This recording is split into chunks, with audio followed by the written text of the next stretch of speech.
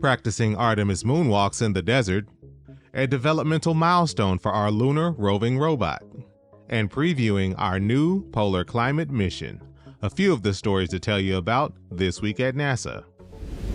In preparation for Artemis missions on the moon, we conducted a week-long field test near Flagstaff, Arizona.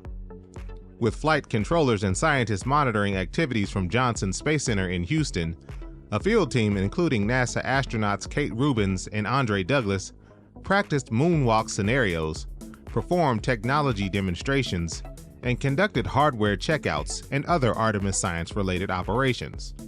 This was the highest fidelity Artemis Moonwalk mission simulation the team has performed to date. The team building our Viper lunar rover recently passed a system test readiness review, clearing the team to begin environmental testing of the rover. The environmental tests will simulate the extreme conditions the rover will see during launch and landing, as well as replicate the harsh environmental conditions it will experience at the lunar South Pole region.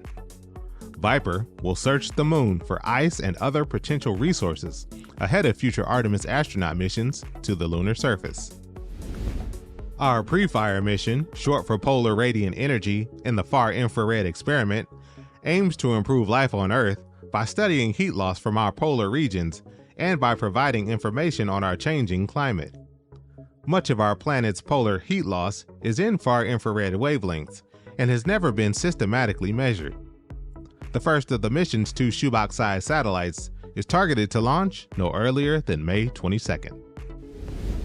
This new image from our Hubble Space Telescope shows a triple star system located about 550 light-years away in the constellation Taurus.